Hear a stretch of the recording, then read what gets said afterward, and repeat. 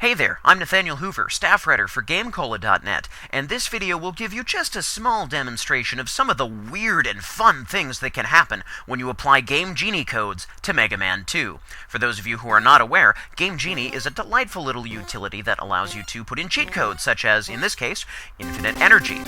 Of course, Mega Man 2 reacts a little bit differently to Game Genie than most other games.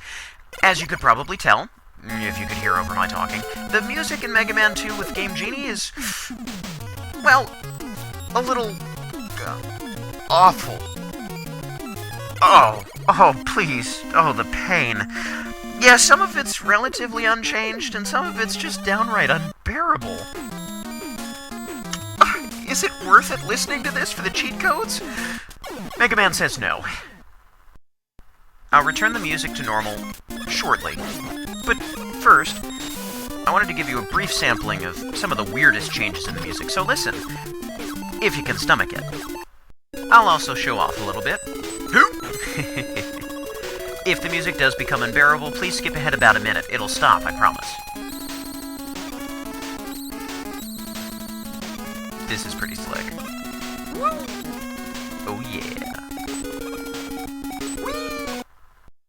Fun fact, the original Mega Man also has some cheeps and chirps like this game with Game Genie, but it's not nearly as bad.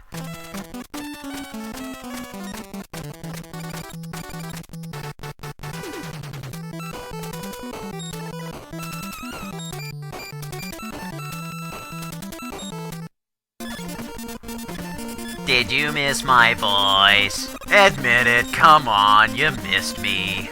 Please? Oh, that's atrocious. Oh, that's terrible. Oh, make it stop. End it now. I can't end it now. I'm invincible. Infinite energy.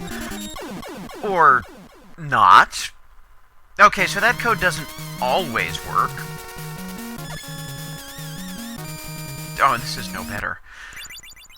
Well, sometimes the music is terrible, horrendous. Sometimes it's just odd. Of course, here...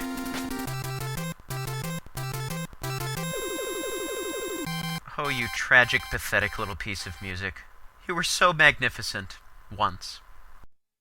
Alright, it's time for a cheat code that won't mess up the music.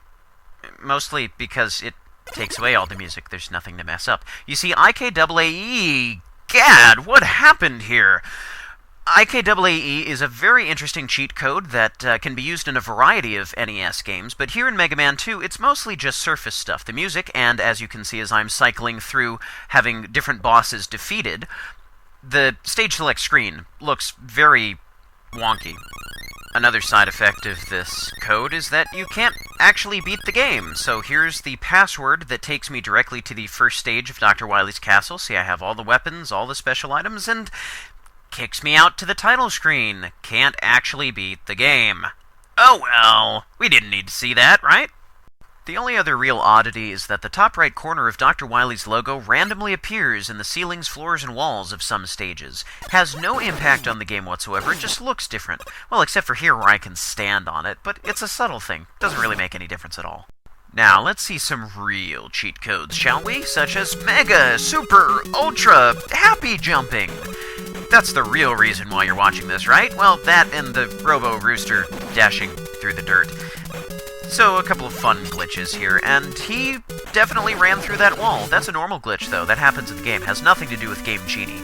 This has everything to do with Game Genie, however. Whoops! Yeah, jumping really, really high and then climbing ladders has, some interesting results in this game. Observe. And now my leaf shield doesn't actually fire, it just disappears when I, move. My makeshift explanation for all this is that with the right cheat code you can jump so high that you physically end up on a different screen, but the computer still thinks that you're standing right over a ladder, so when you start to climb, you climb wherever you are on the next screen. And sometimes that lodges you in a wall, and, well, hello there. Sometimes it really confuses the heck out of the computer, so we end up with things like this. Game Genie can be so much fun. Here's my favorite code. moonwalking. This is so much fun. I encourage you to turn on the moonwalking code and do this all day long. Don't stop till you get enough. It really does change the gameplay dynamic, though, because you're running away from enemies instead of toward them. And here, just for the fun of it, because Quick Boomerang didn't get enough airtime in my original run of Mega Man 2, Turbo Controller, Quick Boomerang, Moonwalking. There you have it. Unfortunately, moonwalking doesn't work on non-standard floors such as these conveyor belts and the slippery blocks in Flashman stage. All of a sudden, holding forward makes you run forward, just as normal. But as soon as you jump in the air, holding forward makes you move backwards like you're moonwalking again. So it gets really confusing about which way you're actually supposed to hold. Moonwalking is plenty ridiculous and loads of fun, but it can be pretty useful in a couple of sections. For example, in the fight against Quickman. Now, if you play anything like I do, you'll find it's very difficult to destroy Quickman using just your blaster, especially if you want to get through without using any E-tanks, because at least the way I do it, I'm always on the run from Quickman, trying to keep my distance, and then I need to turn around every so often to try and shoot him. That's not really that effective, but with Moonwalking, I'm always running away, and I'm always facing him. Handy! This glitch is pretty huge. It has nothing to do with Game Genie, but I'm going to need Game Genie to get through it. So I fire off some bubble lead, jump, and get hit, and... whoa! Get teleported to the first Dr. Wily stage.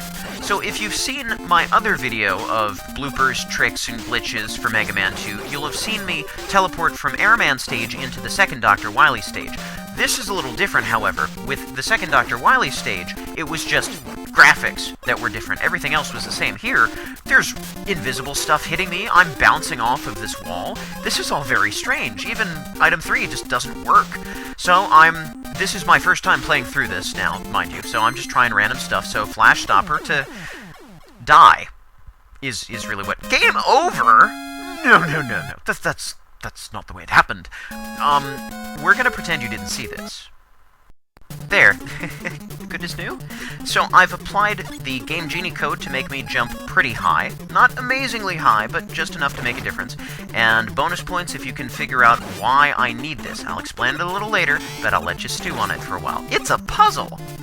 And you can see that things are more back to normal. I'm not getting hit by random things now, but, this background is really cool, I have to admit. I'd actually kind of prefer to have this flashy background in place of what we had in regular Dr. Wily stage. But that's okay, I can live with this, because this is neat. It's using all of the different graphics from Heatman stage in place of the... yeah, this is continuing to look very weird. In place of the graphics from Dr. Wily's castle. But everything else is in order, is in place. I didn't mean to do this. Yes, success! I'm sure I don't need to point this out, but just in case you've been paying no attention whatsoever to the music, you'll notice that the music has gone back to normal. In fact, the music has been pretty normal for a while. How is this possible? I'm still using a Game Genie code. Well, some NES emulators include an option to apply Game Genie codes without having an actual Game Genie file. This way you get all of the benefits of the codes without the squeaky, squawky, chirpy music. Admittedly, I kinda like the squeaky music. Not enough to listen to or to make a CD of it or to ever replace the original sounds, but there's something minorly endearing about it. I don't know, maybe I'm just cracked. Now, here's the reason why I needed to have high jumping here. Normally, on the next screen, you would need to get through the huge gap using item 1 to build levitating platforms, hop across them, and get up there. However, I didn't technically beat Heatman, so I don't actually have item 1. Funny how that works. So I needed to use item 2, which would get me across, but not up high enough, because no matter how high you jump and place the platform, you can't jump high enough off of it to reach the ladder. You're just a little too short. And if you can reach it, I've tried a bunch of times, but I've never been able to do it. Don't think it's possible. Now, here's where the boss should be, the dragon. Let's see if he's there. No dragon. I guess I'll just fly till I run out of jet juice? What? That's all kinds of wrong. The end. Roll the credits.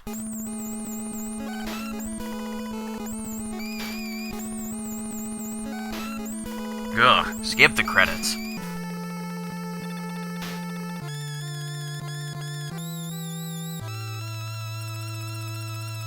That's attractive.